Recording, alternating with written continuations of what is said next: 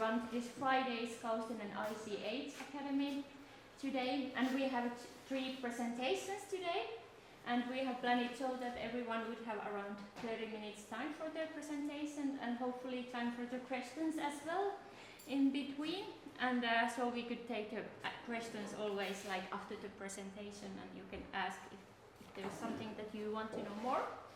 And our first guest today is Martin Sundin. Warmly welcome to Kaustinen.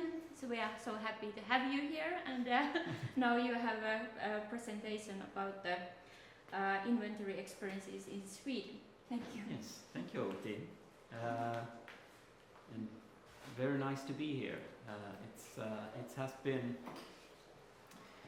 It has been a dream to come to Kaustinen for some years. So I was very happy when you emailed me out and said, please come to Kaustinen and give a presentation on your experiences with the ICH work and the Unesco. So I'm very glad to be here and experience the festival and talk to you all. Now, I don't know if I have 30 minutes or if I have 12 minutes, so we'll see how this presentation goes. But you are an audience that with great knowledge and different perspectives, so I'm looking forward to questions, discussions, and different viewpoints.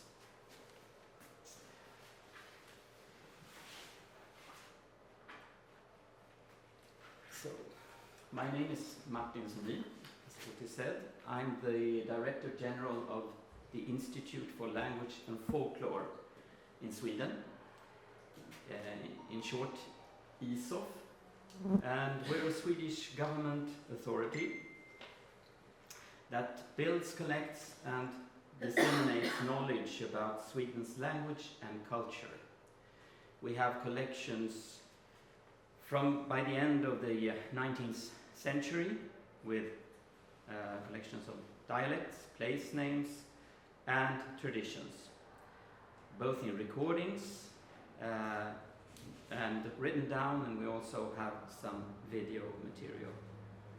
And we're situated in Uppsala, north of Stockholm, where my office is, in Stockholm and in Gothenburg. And we are also, the Swedish Language Council is also part of my organization, and we work a lot with the 4 of the 5 minority languages in Sweden, that is Finnish, of course, Meänkieli, Yiddish, and Romani Chib. And of course the Sámi languages are also minority languages in Sweden, but that's a responsibility for the Sámi parliament.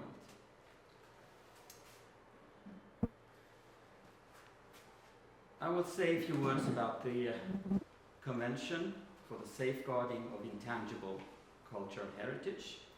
Sweden has been a member of the committee of this convention, this UNESCO convention, from 2020 to 2024, and we just ended our period as committee members. So this is a good time to make a first summary of my own or our own experiences from being committee members. So I'll end this presentation with a few words about that. But when speaking about the living heritage, or cultural heritage as a whole, I often start by showing this picture. So those of you who've seen me give a presentation before have probably seen this. It was taken almost exactly at the same latitude as Kaustinen, but 400 kilometers to the west, in the province of Jämtland in Sweden.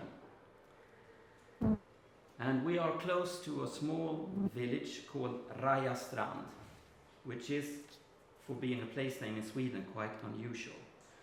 And for those of you who know both Finnish and Swedish, you can understand that the name is connected to the fact that this village is located on the shore of a lake that has been close to a border.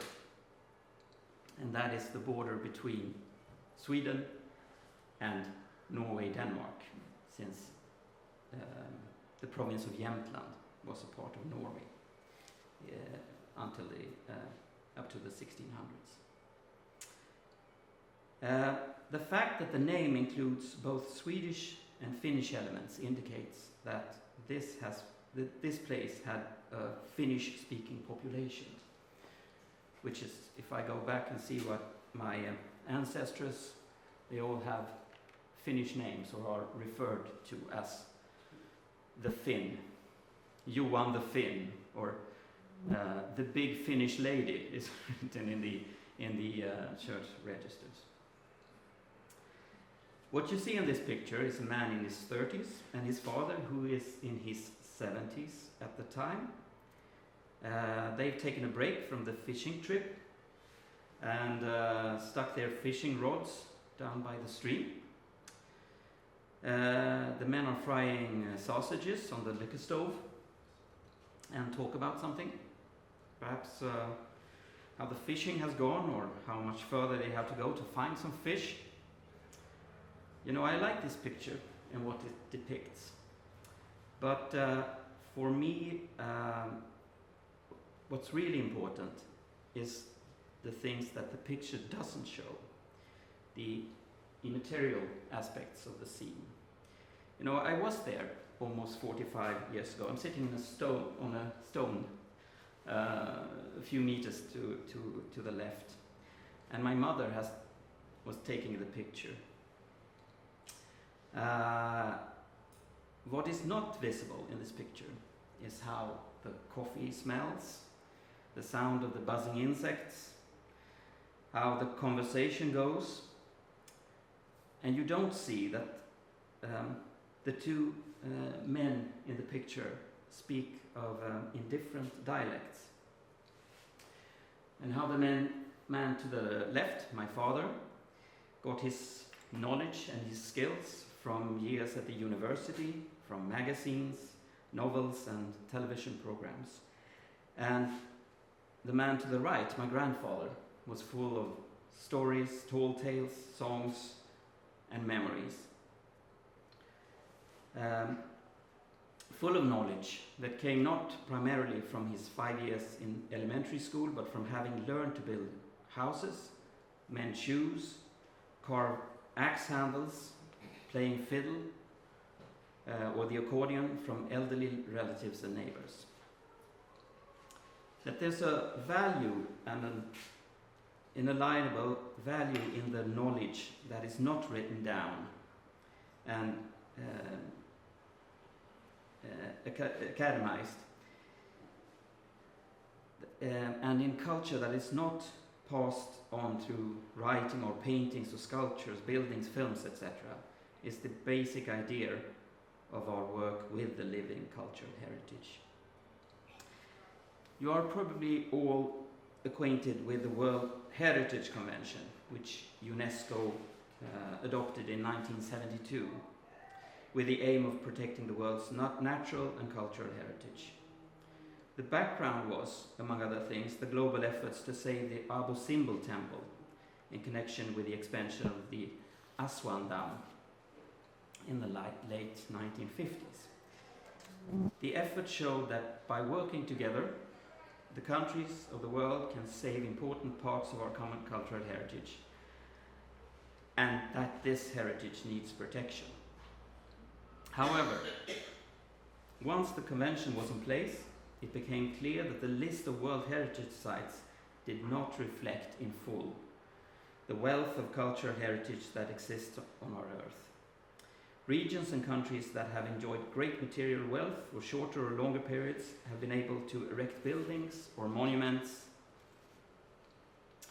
that are seen as valuable parts of cultural heritage, while the cultural wealth in the form of stories, songs, dances, craft traditions, and so on was not visible.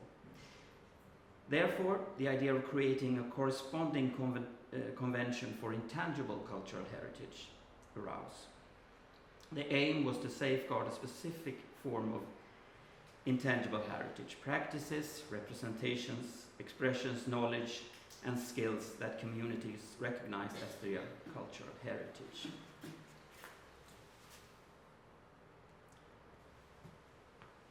Now, I will not go through the long and complicated process that led up to the creation of the convention, But here are some years that are important for the convention.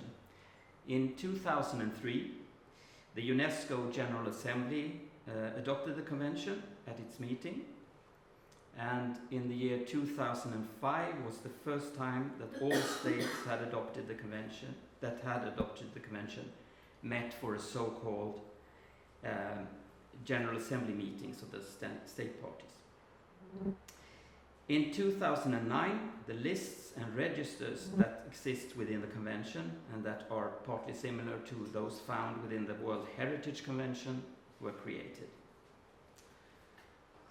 An important starting point for the convention is that the practitioners and bearers of the living tradition should be at the center.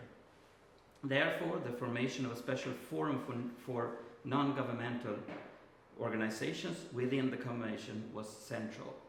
Such a forum was created in 2012. And Matti Hakamäki, you know all about this. So I will not go into that, but ask Matti about the NGO forum. Tomorrow we will be talking about sustainability and the ICH, or culture as a whole. And you know, in 2015 the UN adopted the 17 global sustainability goals for 2030. In connection with this, an initiative was taken to develop a so-called toolbox with examples of how intangible cultural heritage and sustainable development are connected. Last year, the 20th anniversary of the convention was celebrated with a variety of activities around the world.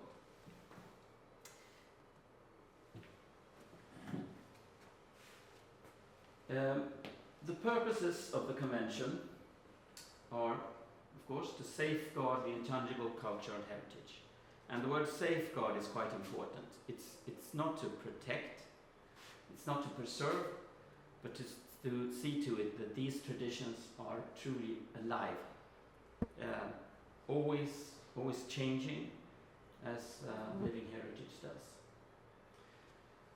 It's also to ensure respect for the intangible cultural heritage of the communities, groups and individuals concerned, and to raise awareness of the local, national and international levels of the importance of the intangible cultural heritage and of ensuring mutual appreciation thereof.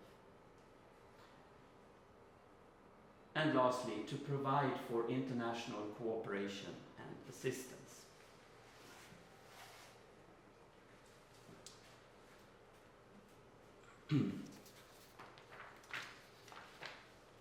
There are 3 different international lists linked to the convention. The lists are, as I said, to some extent similar to the list of the cultural heritage that exist for the World Heritage Convention. The most well-known of these 3 lists is the representative lists. And since we are here in Kaustinen, you of course know that Finland has as many as 4 cultural heritages inscribed in that list. The Finnish sauna culture was inscribed in 2020. Violin playing in Kaustinen and traditions linked to that were inscribed in 2021. The same year, the Nordic clinker boat tradition was added to the list, which is a multinational nomination by all 5 Nordic countries.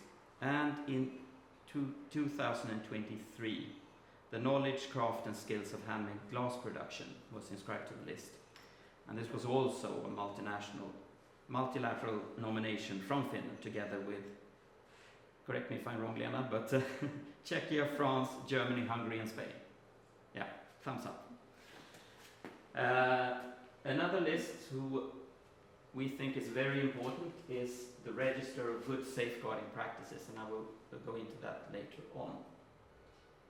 You see there's somewhat imbalance. If you see the first list of intangible cultural heritage in need of urgent safeguarding, we have 82 elements.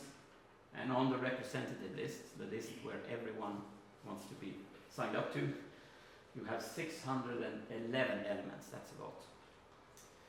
And there are only 37 elements on the Register of Good Safeguarding Practices.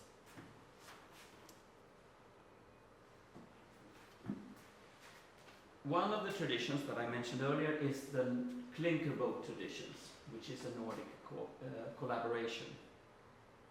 And I think for all of us Nordic countries, the collaboration is essential for making this work and for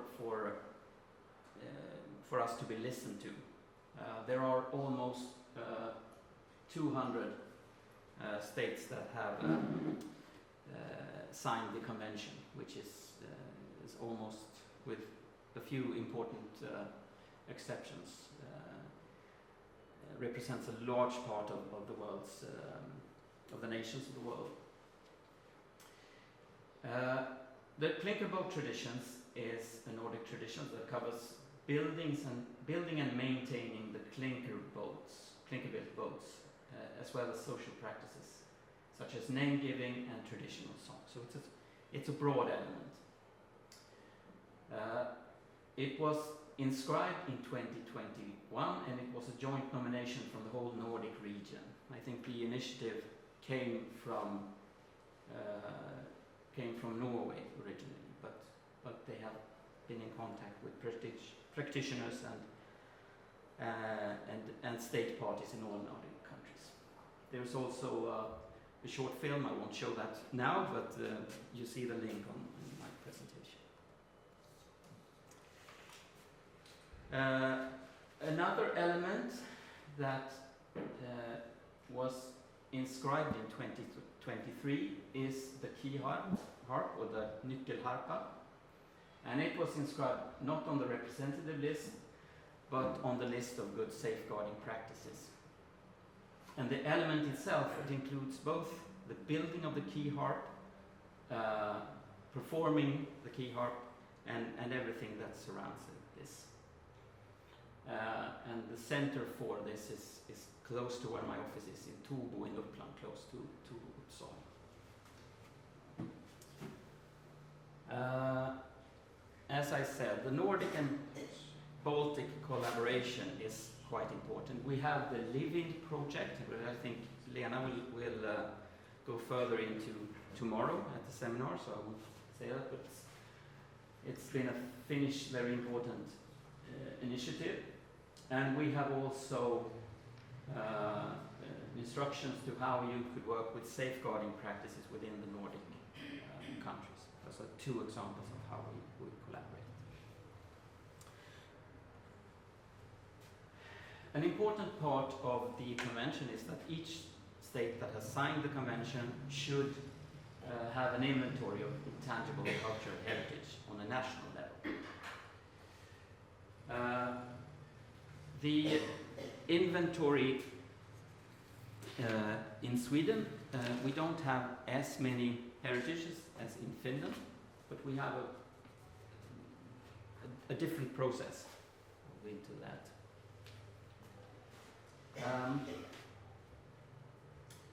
We have, you could see all the items on the inventory on our two websites, Living Traditions, or Levande Kulturar, if you prefer to read it in Swedish. We've had the inventory since 2013, and right now there are 82 elements of intangible cultural heritage on the list. And to be on the list, you have to show that, or in the application, you have to show how you work with transferring knowledge, promoting diversity, and also promoting participation. And you can see there's a widespread, it's both oral traditions, handicraft, traditions that are connected to food or to Christmas, midsummer, and so on and so on.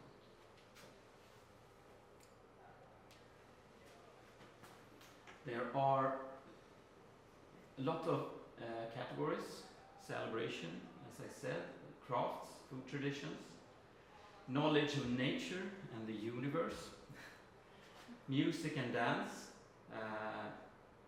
and narrative, performance, other kinds of performances, and social practices, and also methodological examples. I think one of the obvious traditions from Sweden is the midsummer dance around the midsummer pole. But we have also newer or quite different traditions when it comes to live action role playing, and also the Swedish fika tradition on the list. So it's widespread. We have a process of inscribing elements to the national inventory. We have an announcement period, and then we have a few months for assessing the different elements and being in contact with the practitioners and those who have given in the application. And then we have decision making. I made a decision on these just a few weeks ago, and then they're inscribed to the national inventory and published on Levande Kulturarv, or living traditions. As I said, on the 30th of May, 13 new elements were inscribed.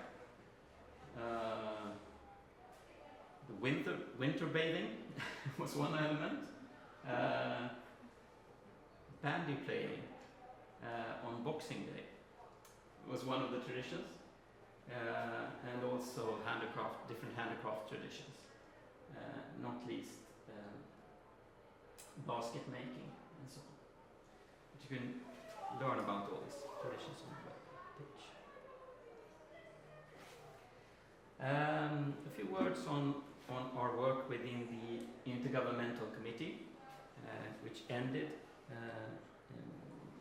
here in June.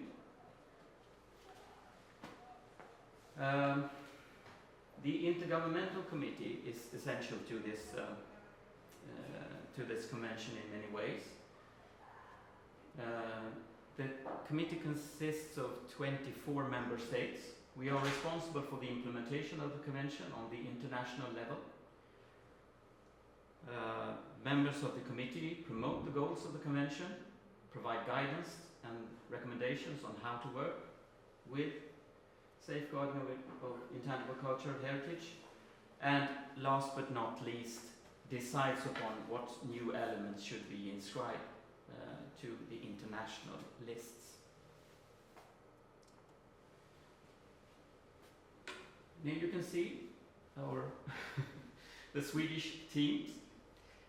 We had a few key priorities: strengthening the engagement and participation of practitioners and civil society, which is a core question for Sweden and our like-minded countries. To exchange safeguarding experience between countries, highlight the diversity of intangible cultural heritage, of course, and promoting expert knowledge. Here you can see us at the meeting in Morocco. 2023, that's not correct, it's 2022. It's the right people, it's the wrong year. We've been working a lot with one of the articles of the convention, the Article 18.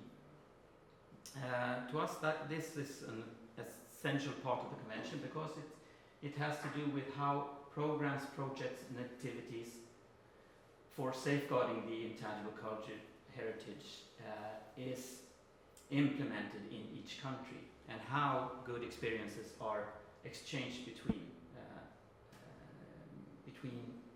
practitioners, countries, regions and so on. And we've been looking at the register of good safeguarding practices. As I said, everyone wants to be on the representative list, but we have few nominations to the good safeguarding practices, and to us this is essential, since this helps other practitioners to see how can we in practice work with safeguarding. We have two elements from Sweden on the list, the Nyckelharpa network and also the Land of Legends program in Kronoberg in the south of Sweden.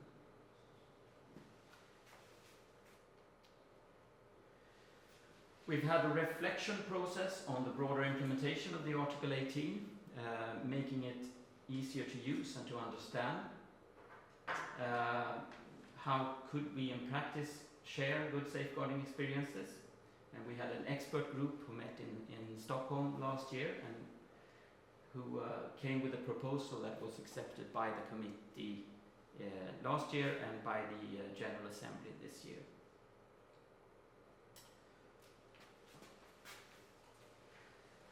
Okay, I'll end this presentation by saying a few words on Sweden's experiences from being a part of the committee. We've just finished our terms in the committee, as I said, so we've not just summarized them properly, but here are some of my personal reflections. I think the intangible cultural heritage, or living cultural heritage, is an area of great importance to all countries across the globe. It's a part of the human experience that unites us, even if the expressions are infinitely varied. In addition to the value of safeguarding cultural heritage itself, it's therefore an almost unique forum where nearly all countries in the world, as I said, with a few important exceptions, the US is has not signed the convention, for example. But where most of the countries around the world can meet and discuss issues that affect us all on an equal footing. But I also think that the work within the convention is also an illustration of how divided we are, and unfortunately also how this tension is making itself increasingly felt. Although the issues we discuss and the challenges and opportunities we see are universal, we often end up in different groupings with clear dividing lines between the countries in the traditional Western world and what was previously talked about as developing countries. The priorities that Sweden has highlighted and that are shared by our neighboring countries are about basing cooperation on expert knowledge and not politics, promoting cooperation between practitioners and their organizations, and highlighting freedom of expression. From countries in Africa, Latin America, Southeast Asia, the role of cultural heritage in state building and the creation of national unity and pride is much more pronounced. And from that perspective, it's easy to see that the convention is being politicized. But that's my perspective, of course. So it's within, as I said, with the 24 countries that sit in the committee, that many of the crucial decisions are made. It's therefore important that those of us who protect the convention and the living cultural heritage get involved in the committee. Sweden has driven the work, but needs to build alliances, not only with those we know in advance, share our basic view, but with many other countries. And we had to compromise sometimes, push hard sometimes, with varying results, of course. And as I also said, Nordic cooperation has been incredibly important, giving us invaluable support, new knowledge and highlighted issues. And now that I'm here in Finland, and I know how successful Finland has worked to highlight intangible cultural heritage, I can venture to wish that Finland will join the committee sometimes in the near future. So, please do. So, thank you.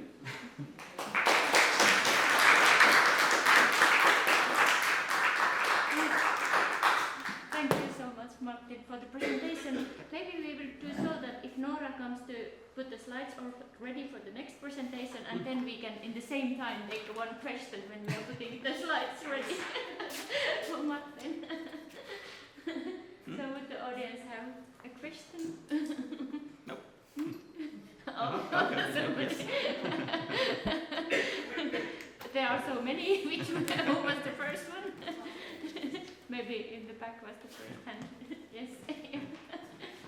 Martin, I know you've been around for 2 years or something, so, but I mean, I would be interested in asking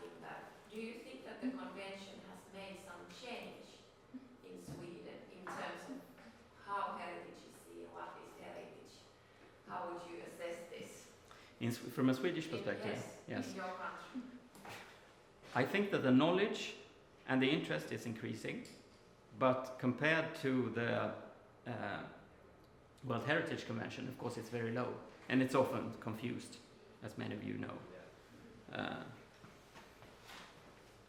And when the media is highlighting the convention or making the news from the convention is that reggae has been a World Heritage in Jamaica, or the French baguette. So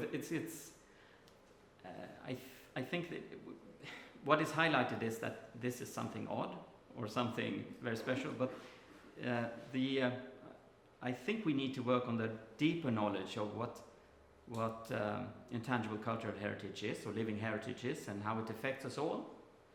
But those who study it, they realize that, well, this is my definition of heritage. It's not primarily the buildings.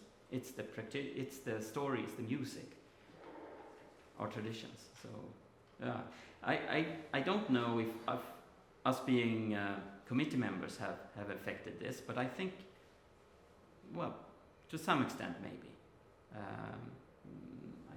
I think the international lists are important in the aspect that they're making news media write about or putting focus on the intangible cultural heritage. So that's I don't know. Was that answer to your question? Yes. Huh? Thank you. And maybe we move forward, and thank you so much. Okay. And maybe we have time for the discussions later. And Martin will be presenting also tomorrow in the big seminar in the Kaustinen hall, so you're very welcome to join there as well. And next we hear about the Sámi cultural heritage, so Anna Näkkäläjärvi, very welcome to keep the presentation here. Thank you.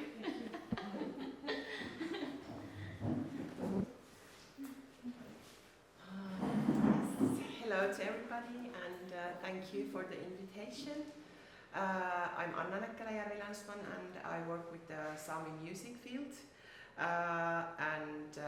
I work as an artist and as a researcher, and I also have experience in teaching. Teaching in many levels, from babies to adults. So I have been living in Sámi from 2010 and working with the community. So this topic is really close to my heart. Of course, as being a Sámi, but being a musician and trying to find ways how to protect the culture, the vocal music cultures that are a really big part of our cultural identity and our heritage and our history. So my intention was to talk some basic things about the Sámi people a little bit, just to be sure that everybody has the facts right, and then give some examples of the Sámi vocal music styles, and then consider a little bit about the situation of the Sámi vocal music styles in this time, and as being our cultural heritage, and what does it mean from our perspective. But I want to start with one luhti. It's my daughter's luhti that I have made for her.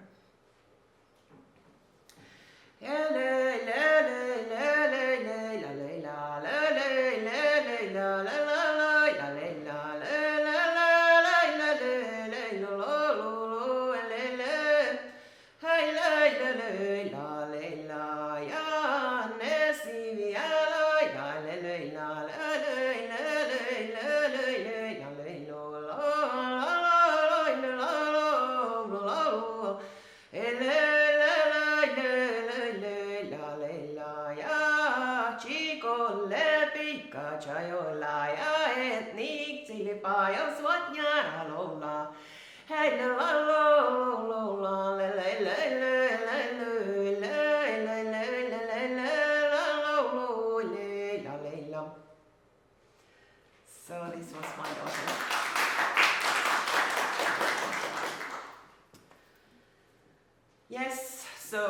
facts are that Sámi people are the only indigenous people living in Europe, and we live in Finland, Sweden, Norway and Russia, and we call our area Sámi in Northern Sámi language.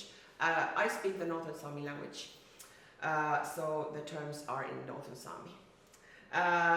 And of course, we belong to the UN list of the indigenous peoples, and this means that we like somehow fulfill the some like things to be an indigenous people. But we have been living in this area since before the present state borders were formed. And of course we have maintained our culture and languages and political institutions and social institutions. And this is the map of the Sámi, the Sámi land, and it's like this is the Arctic Sea here down under. So you can see that actually Helsinki and Stockholm and Oslo, the main cities of the Nordic countries, they are quite far away from our perspective.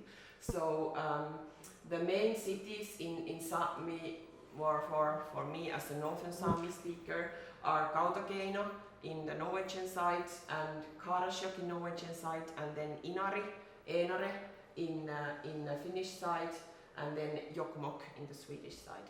So I think we look the world from this perspective. And of course the seashore is also really, really important. That has been one big part of the Sámi life.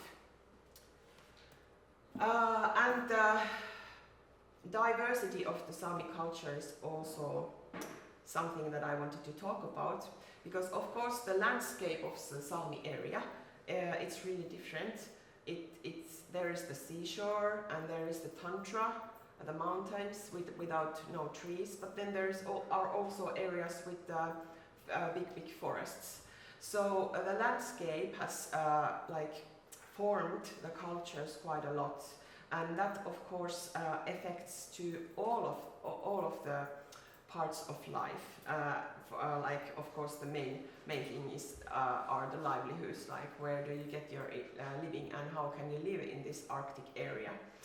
And about the languages, there are still 9 Sámi languages spoken in Sámi, and I think in this map, the next map I will show, there are even more, but some of the languages have already disappeared. There's one language in the Russian side in Kola Peninsula called Akkalansaame that the last speaker died like maybe 10 years ago, and that language disappeared from the living culture.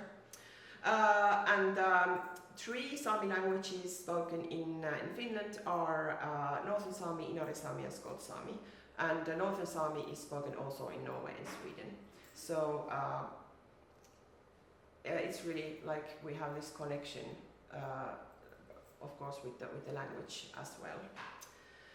And here you can see a map of the languages.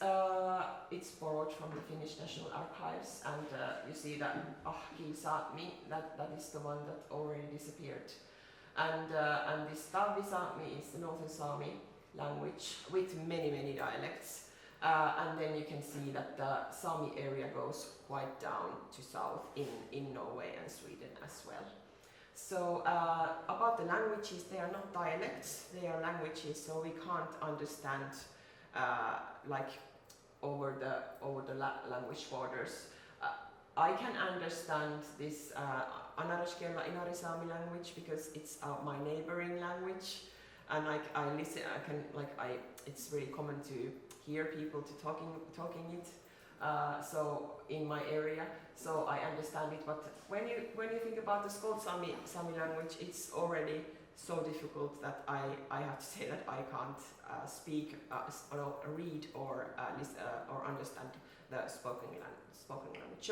So they are not dialects; they are languages. And the Northern Sámi language is endangered endangered language, but then the small language groups, they are even like somehow how it's described, they are like really endangered languages. So we really have to work daily to maintain the languages also. And the Sámi music is of course the traditional Sámi music and the modern Sámi music nowadays. And our traditional music is vocal music, so there are no instruments used. And the Sámi vocal music styles they are really different from region to region, and they have different names for the tradition. So Northern Sámi tradition is Luhti, and Inari Sámi tradition is Liude, Skolt Sámi tradition is Leut, and then in Kiltin Sámi it's called Lut, and then Luule Sámi it's called Vuolje. And my heritage is this Luhti, the Northern Sámi heritage. And then there is this process of decolonizing,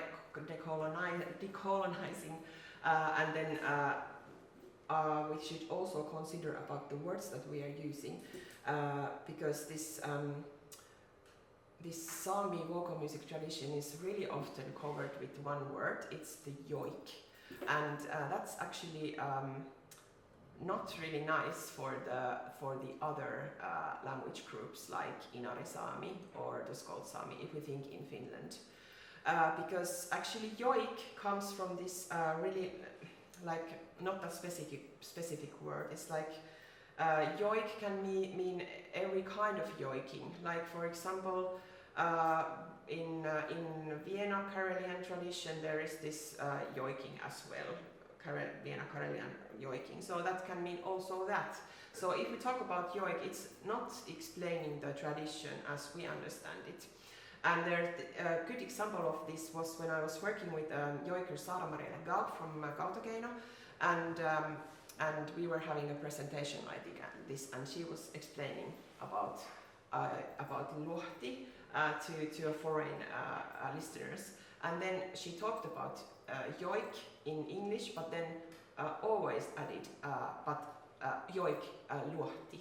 So she had the need to describe it in her own word, that is Luhti. So that is actually what I'm now trying to do, that when I'm talking about my heritage, I try to use the word that we actually use in our language, that is Luhti.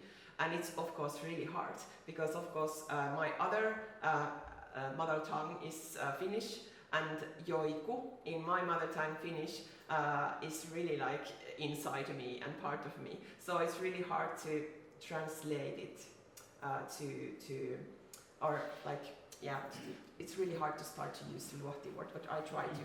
So I'm sorry if I sometimes use yoik and sometimes I use Luhti, but in this I always mean Luhti when I say yoik. And then a little bit about Luhti, and this is just to show the diversity. This is me and my husband with the dresses from my dresses from the west of Northern Sámi, and my husband is from the east of Northern Sámi. So the dresses are really different, and so are the dialects in our Northern Sámi language, and so are the dialects in the Luhti tradition. But Luhti is more than music. It's communication. It's like a language. A language that you use also melody and rhythm and the syllables, the Luhti syllables, and the text that is made for the Luhti. So it's really much connected to the everyday life of the Northern Sámi people. And now when I talk about Luhti, I think these same principles are found in the other Sámi vocal music styles as well. Though the Sámi vocal music styles in the east, meaning starting Skolt Sámi going to east to Kola Peninsula, they are quite different, because they are maybe more connected to the Karelian tradition than to this Northern Sámi. So there is some kind of a big cultural border over there, but still the same principles are found there.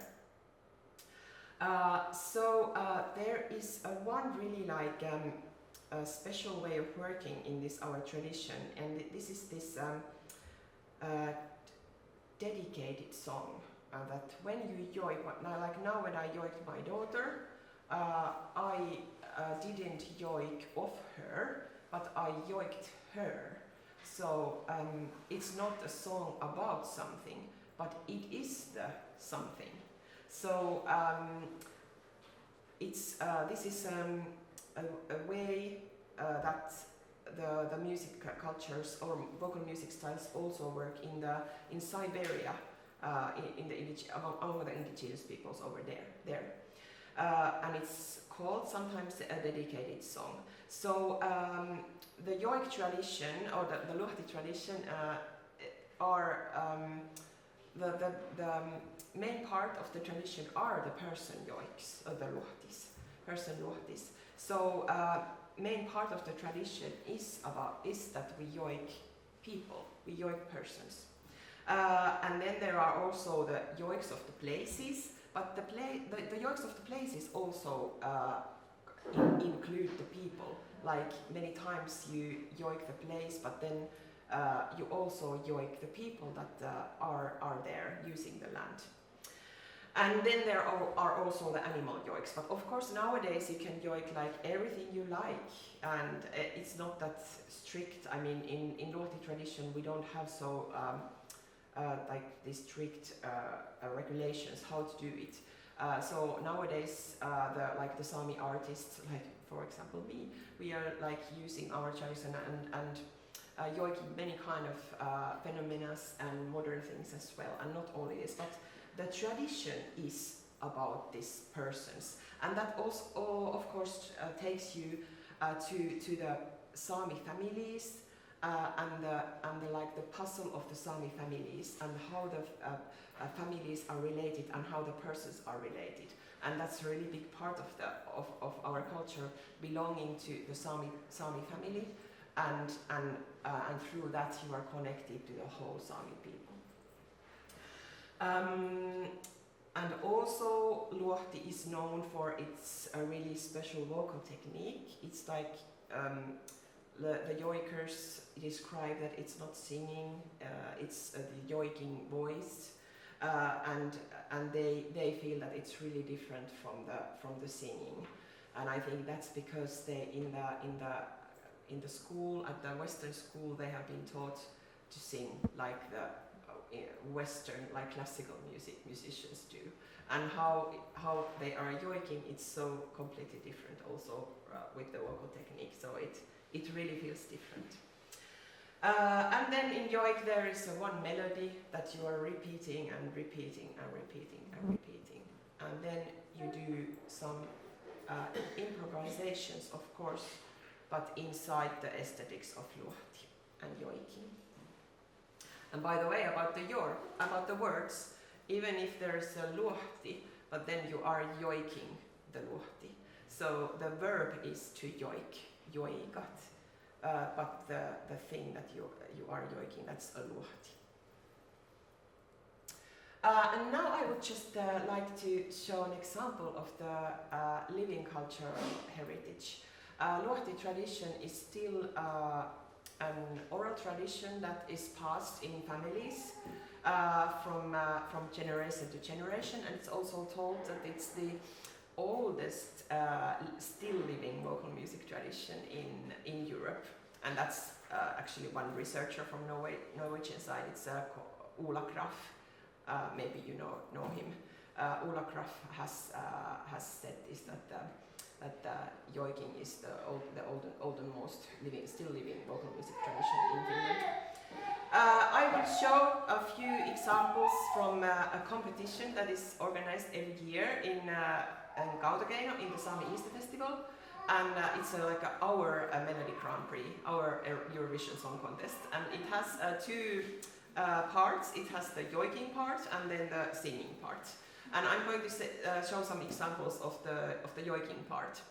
And these are traditional yoiks, but the yoiks that are in this competition, they have to be new yoiks. Yoiks that are never like recorded or performed publicly before. So this makes it quite unique because then it's like a living tradition when you make new yoiks. And I was teaching in Utsjoki in my hometown in this Sámi Music Academy project, and it was education for adults in Sámi music, and we had these visiting yoikers coming in, and we had one yoiker having a workshop for us for one day, and he was really interested in Utsjoki and asking that, are here yoiker? Do they still yoik here? And then I said, yeah, well, there are some persons that still yoik, and then what he asked was that, is here anyone who makes new yoiks? And that was actually that was like something that I started to think that yes, actually, then the living tradition means actually that you are yoiking the persons that are now living and making yoiks for them. So then it is part of your everyday life. It was somehow mind-opening for me. Okay, but let's, oh my god, it's so much. But I want to show these really nice examples. If I can, Nora. Esk and then go here. Yes, I think I managed, thanks.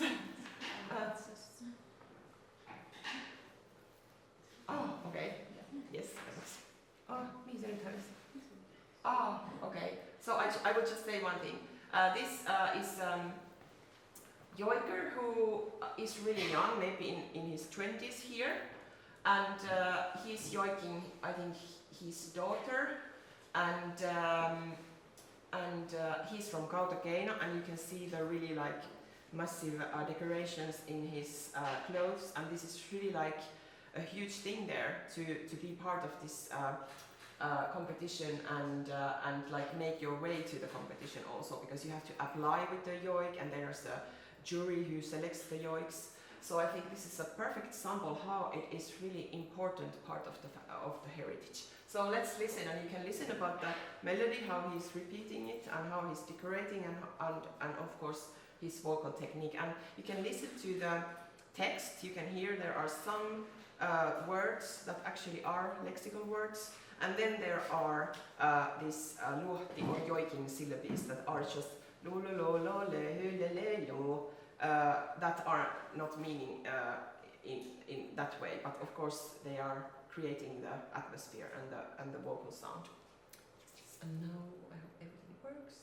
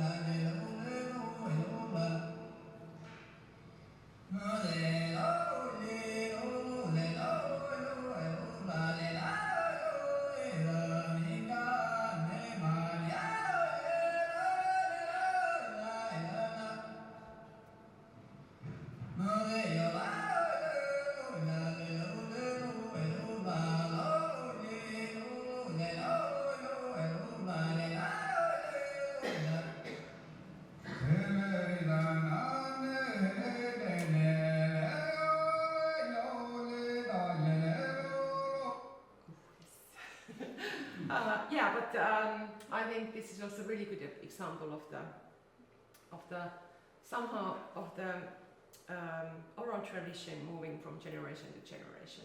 So this was a really young guy who's not a musician. He's a reindeer herder, and this is part of his everyday life to yoik. And actually, these reindeer herding communities, they are like really important for the tradition. If we don't have the reindeer herding communities, we will not have the yoik tradition, lohti tradition either. Let's go to east then, to where my husband is from, and listen to that little bit. And it's a female yoiker, and it's a little bit more softer, just to show you the diversity. Also inside the northern Sámi community. And we are not even talking about the Skolt Sámi or the Inari Sámi or the Luule Sámi or the Southern Sámi. So it's only inside in Northern Sámi community. Let's listen to a little bit of this. Håll sånt köikin saada smältä. Kappan köit norravolas, ikke männavolas. Ma ei ole vähän veel tampida tästä vangis, mutta Sorry. ma ei mida Tää on rännä. Tamos neita leijo. Heillä lelo, lela, lelo. Loilla, loille, koloilla, loloilla. Teillä on vilten ajo rännä. Joikkani, kolololla. Heillä lelo, lela, loilla. Vilten ajo rännä. Teijo, joikkani, me lololla. Heillä lelo, lela, lelo. Loilla, loilla, loilla, loilla, loilla, loilla, loilla, loilla. Teillä on vittu rännä leijo. Tola säikke vuelma kieltää. Chappasemos neitä koloilla. Heillä leloilla, loille, loilla. Jota oli So maybe you also recognize that the melody also was not jumping that much. It was more, how to say, melodic, and the way of using her voice was a little bit more soft. Miten me pääsen takaisin tähän diaesitykseen? Some more technical assistance needed. Just to wrap up, I want to.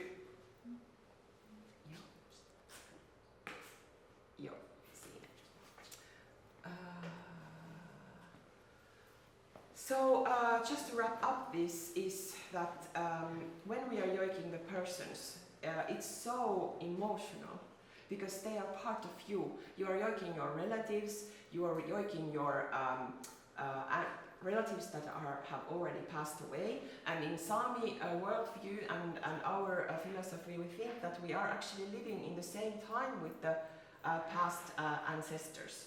So we are somehow like always taking care and thinking about the generations before us and the generations that are coming after us.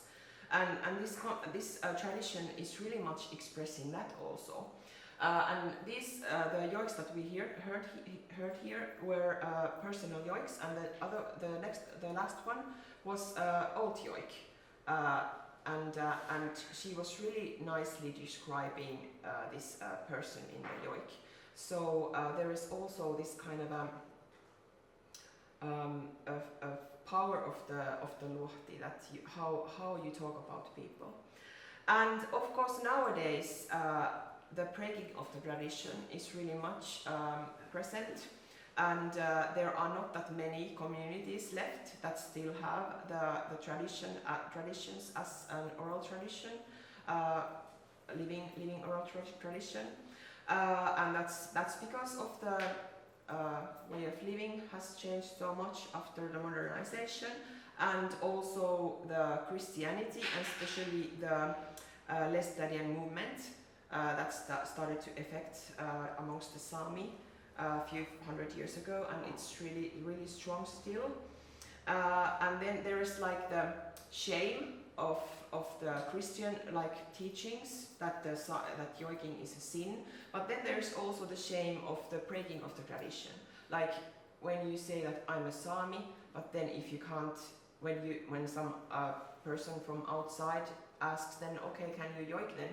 And when you can't, it's something that makes you feel bad, like explained like in a short way.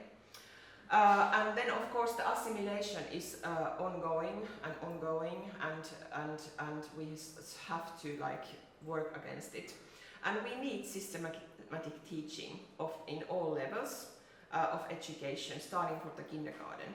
And then if we start it in the kindergarten and make the Sámi vocal music styles like that they know them from the child, even if they don't have it at home, then it makes it possible that they can learn it after. Then when they grow up, they can start to learn in other ways. But it would be so important. And there are quite good examples of revitalizing the languages, like the Inari Sámi language, but also the music traditions. Like for example, Inari Sámi Liude. There are few live the performers nowadays, and like 20 years ago there were none. So the work that we're doing in education is actually affecting and revitalizing the vocal music styles. But when you are teaching it, you always have to remember that you should do it from the indigenous perspective, and think that Luoti is not only music. You have to teach the whole world view and start from the ancestors and start from the land, and then connect the music tradition to that.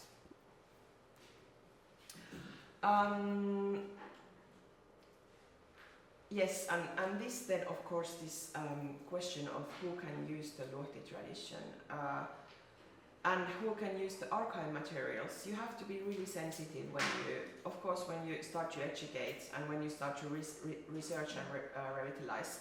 You look to the archives, but you have to be really culturally sensitive when you start to use them. Even as a Sámi, I really don't know how to like use the archives. I'm always thinking what is the culturally sensitive way to use the archive Luotis. Yes, but to this I want to thank you, and I don't know. I'm sorry to speak so. I think I already 3 minutes. But if you have a question, maybe there is space for one question. I don't know. Yeah, there is, and we can again do so that if Nora comes to put the next presentation on, and then we can, in the meantime, take the questions. Thank you for so great lecture. Yes. Talk about the very old research about vocal tradition, that there are research about vocal tradition. Do you know from which year this is? Do you mean the archive recordings? Yes.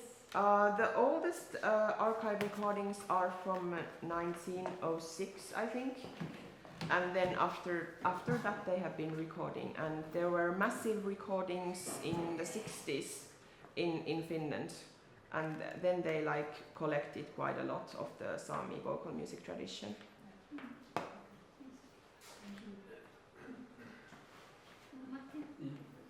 Thank you for an interesting lecture. I was wondering,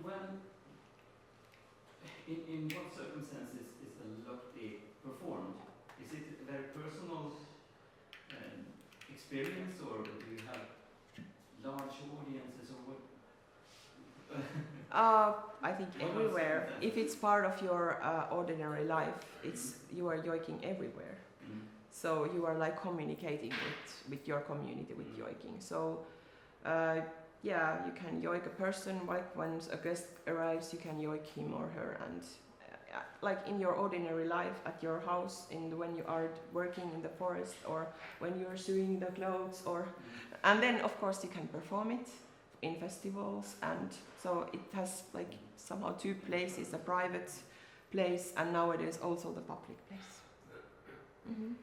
Yes. Thank you. Yeah, thank you, and hopefully have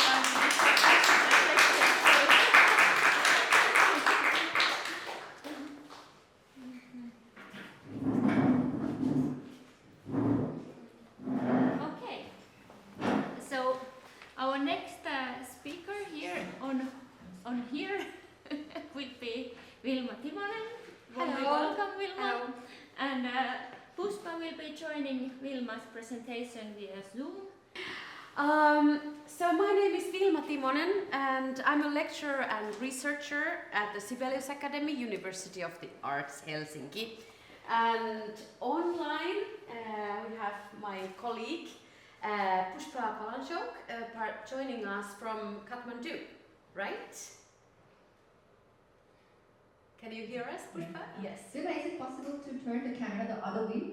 Uh, Yeah, I do. Is it possible that you turn the camera the other way so that I can Oh, you can see the. Oh, yeah, I see what you mean. Sorry, this is too complex for my brains, this technique at the moment. So now you can see there is a good participation here. Yes. Yeah. Hello, everyone. And sorry, there's too many wires here. So yeah, should I leave it like this? Maybe, is it possible? What? Okay, so yeah, unfortunately Pushpa couldn't join us in person here. Maybe next year she can come and have the full Kaustinen experience as well. So, first of all, we would like to thank the Finnish Folk Music Institute for this opportunity to be part of this magnificent ICH Academy program. I really want to congratulate also you from putting this wonderful initiative together and wishing many successful years for this academy. We're here with Pushpa to discuss of questions of heritage sustainability and how it might contribute and act as a catalyst for sustainable development more widely in the societies. We'll do this by presenting a research project, namely Amplify Her, that is carried out in Nepal up to the end of 2026 in collaboration with two universities. Our university, the University of the Arts Helsinki, and Kathmandu University, and then NGO operating in Kathmandu, Echoes in the Valley, and the Finnish Folk Music Institute. The full name for the project is Transition Pathways Towards Gender Inclusion in the Changing Musical Landscapes of Nepal. This project continues the practice-based research collaboration between the Sibelius Academy's music educators and Nepali musicians and music educators that started already in 2013 and has continued since. Within this particular project, we focus on the lack of girls in music education and women in the music industry and the systemic connections to these to gender equality in society more widely.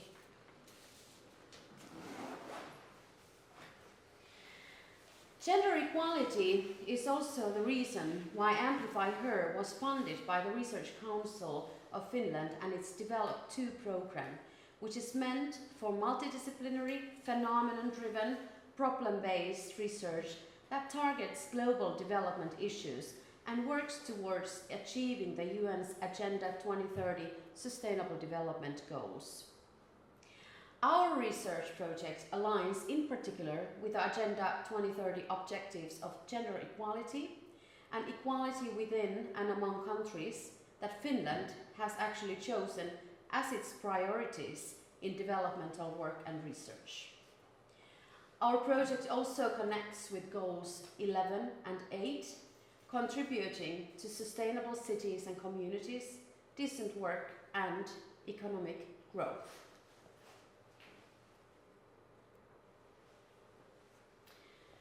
In the spirit of Agenda 2030 goals, our project aims to increase understanding of, firstly, how musical practices in Nepal and globally are interconnected with social life and also social hierarchies such as gender exclusion.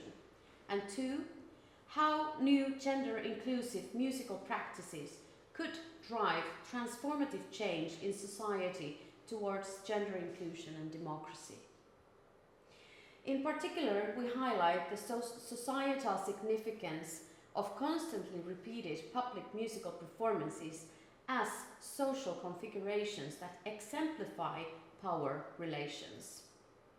In other words, our system's view recognizes that when women are absent in public arenas of musical rituals and performances, there is likely to be a systemic link between the music practice and the more general political culture in which women do not enjoy the same civic freedom and rights as men.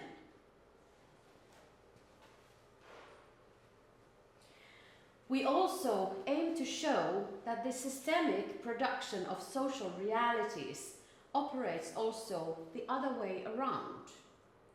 We believe that by changing the social formations of music heritage, it may be possible that musicians and music makers can, for their part, participate in transforming the whole of society. In this sense, we promote heritage activism that finds ways to break down the vicious circles of sustaining social unsustainability. We also aim to provide these examples of gender-inclusive heritage activism in the Nepali context.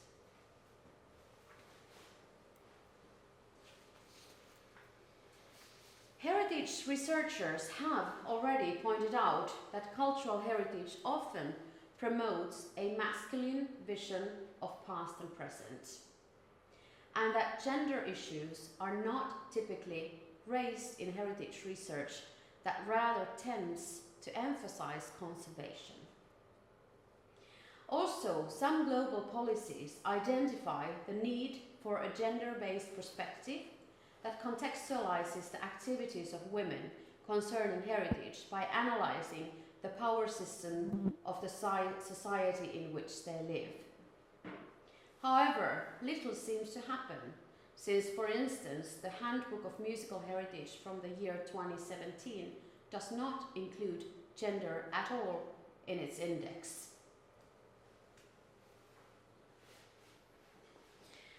Our aims also align the Nepali policies for education that urge for gender equality, while at the same time addressing the concern regarding how the country's intangible music heritage is kept alive. However, here again, heritage is not articulated as an intimate part of structural inequalities, nor as a potential area where transitions might be needed.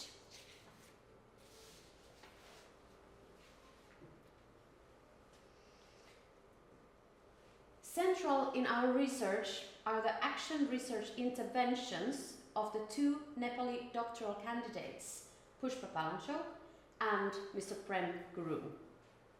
They will work together with the project's principal investigator Heidi Westerlund and the two researchers, myself and Daniel Tracy, both of us who have conducted our doctoral studies with Kathmandu Valley musicians. We also have Mr. Risu Tuladar, the cooperative leader of Echoes in the Valley, and Luchan Rijal from the Kathmandu University Music Department. And now I will give turn to Pushpa. Please, can you say something which is check that we can hear you?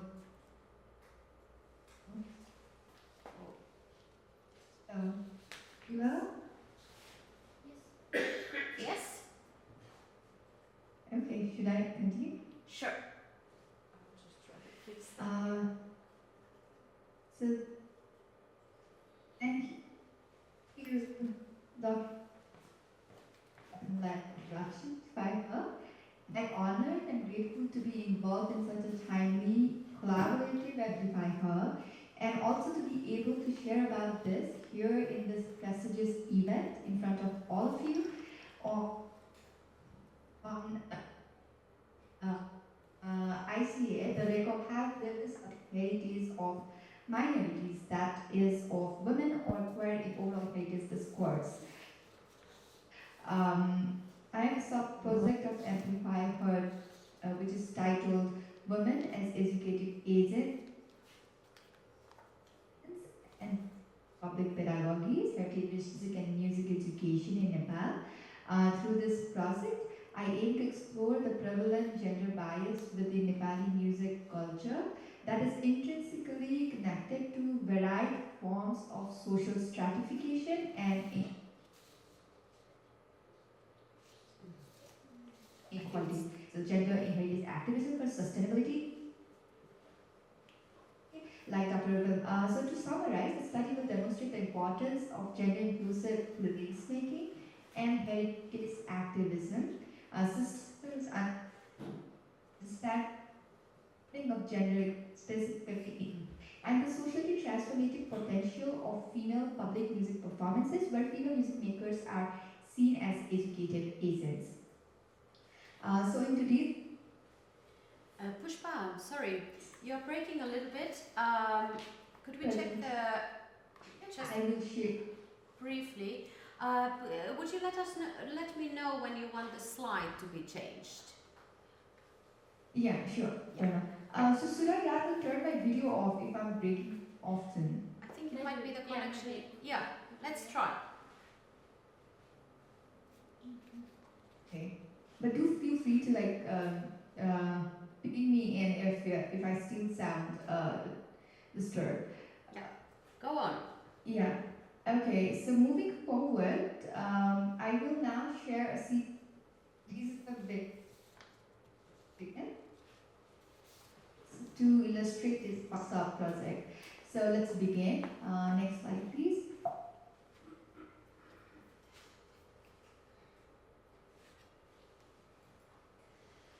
So I am walking you through a connector and objects that are tilting bubbles on the slides. So these are the observations, encounters and experiences of girls and women who have bravely stepped into and also in many places been delightedly invited to traditionally male-dominated music spaces. So well now, as I theorize and visualize what gender equality within music in this context of Nepal really look like. So I'm hoping you close your eyes. So vignette 1 goes like this. So a woman in her 40s who plays flute in her traditional community music band says, I danced for the first time with the flute of women like me from another town. I am in my 40s and never in my life I had danced like that in public before. That even ignites, never did I imagine that Yes, sorry. I see I waves. just put the Wi-Fi off if it's trying to go there because sometimes these Macs are like this. Yes, I will share it again.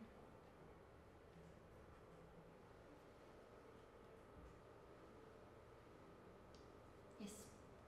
Now, Okay.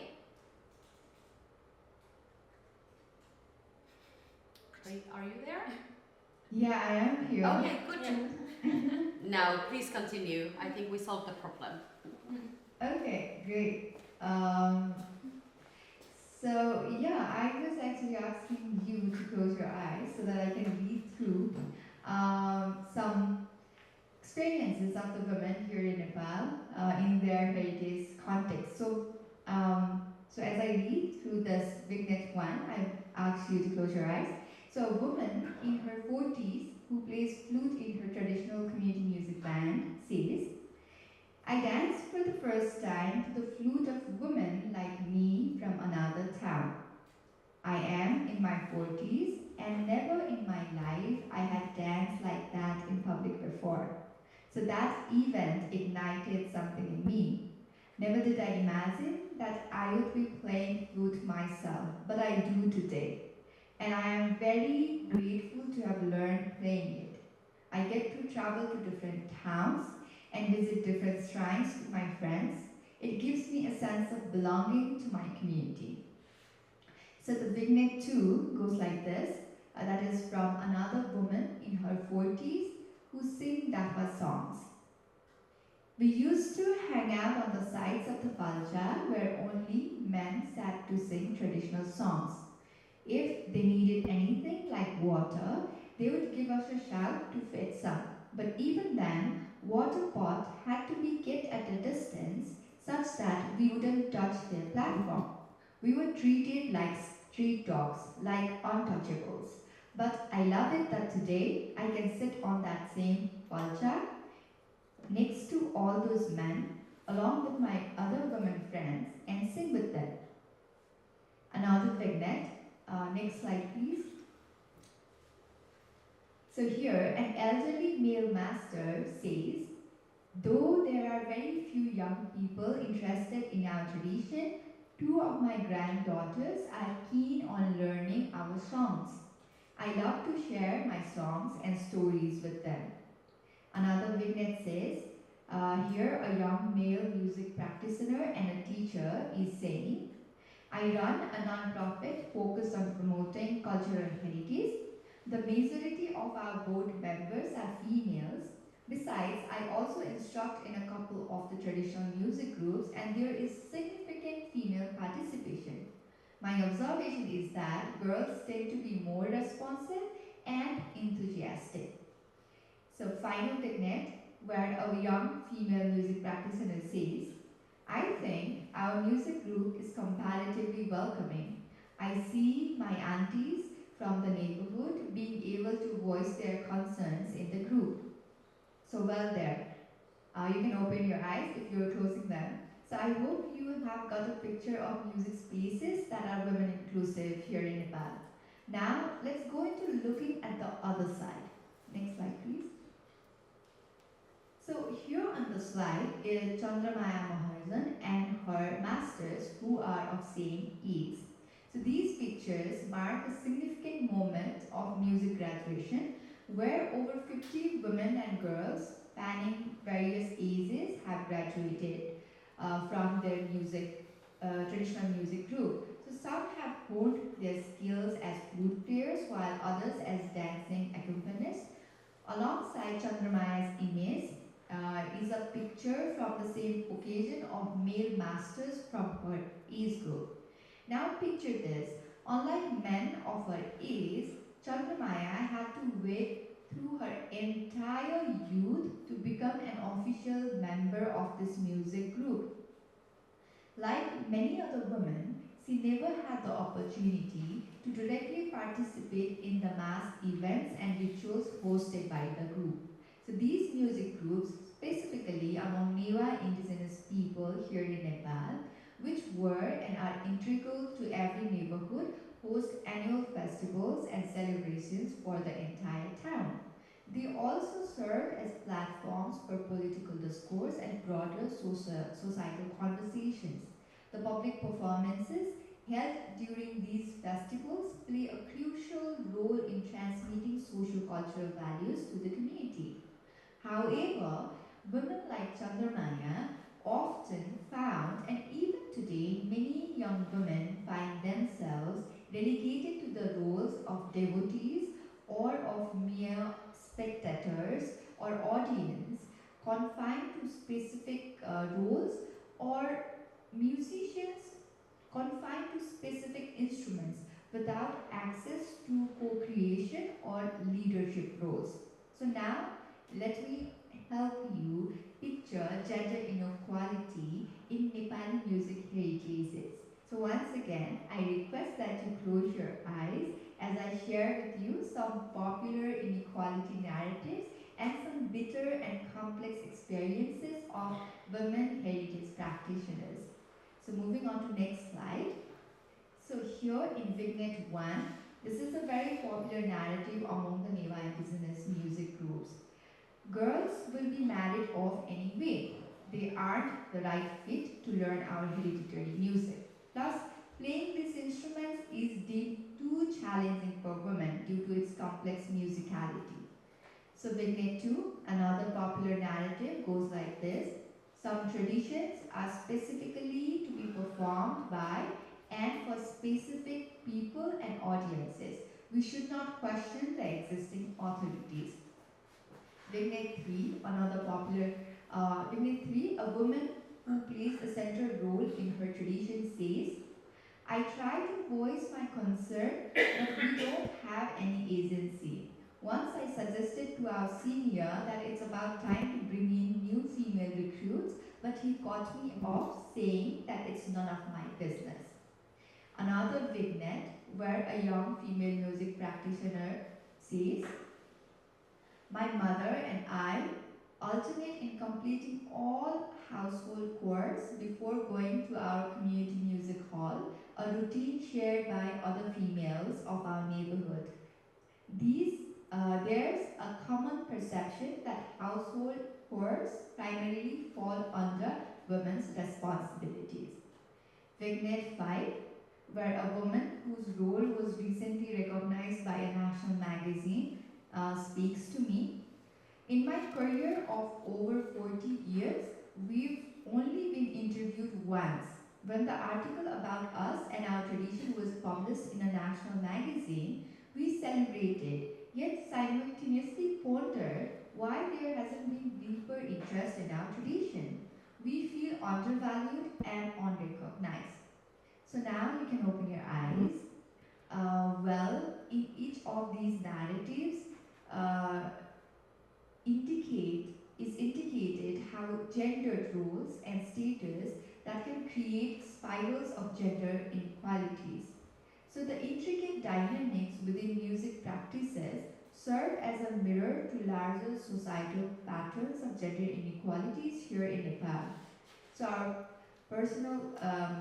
Professor Heidi Westerlund consistently emphasizes the necessity of considering the ramifications.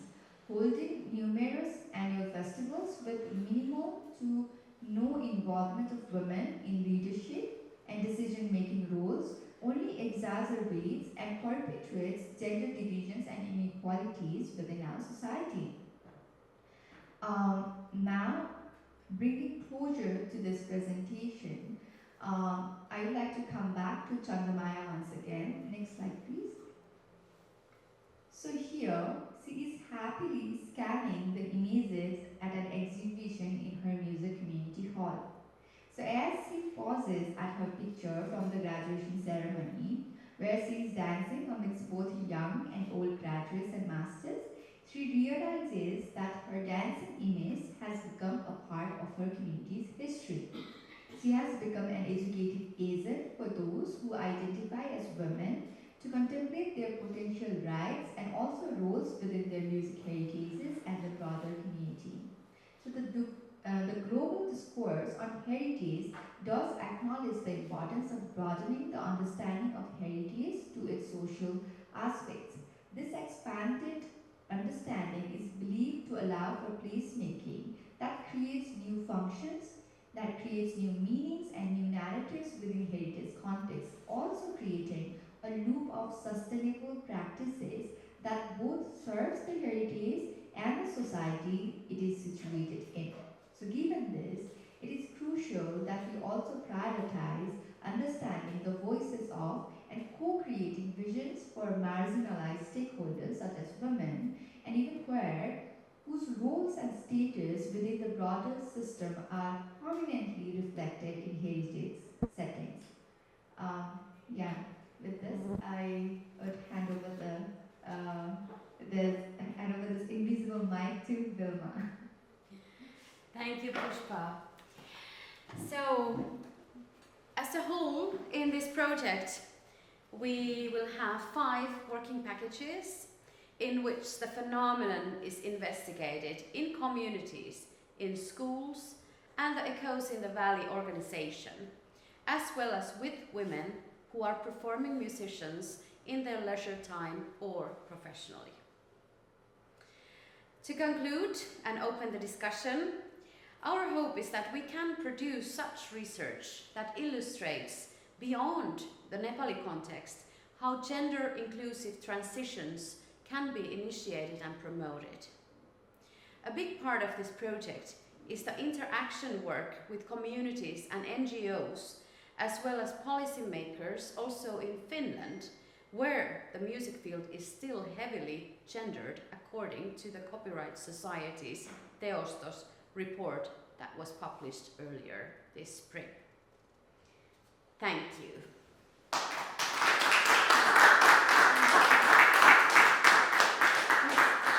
Thank you so much.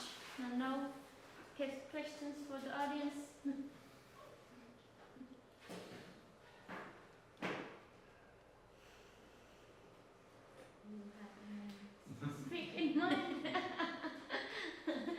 I take an easy one? That what kind of things are you discussing later at 5 p.m. today? Yes. So as I mentioned in the beginning, we have been working together with our Nepali colleagues since 2013, and this is now a new project that we presented here, just getting started with it.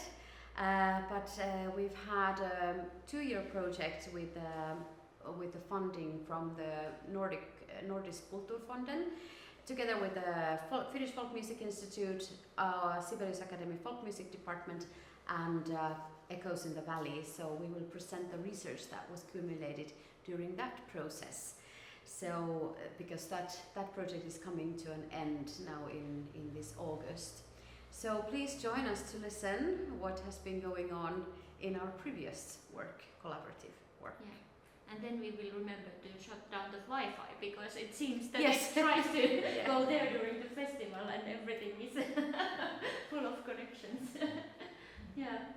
If not anything else, maybe we can then you can discuss also with each other about the many questions that you had, for example, to Anna, and then we can start to move the chairs and everything, so you can just gather somewhere in our space.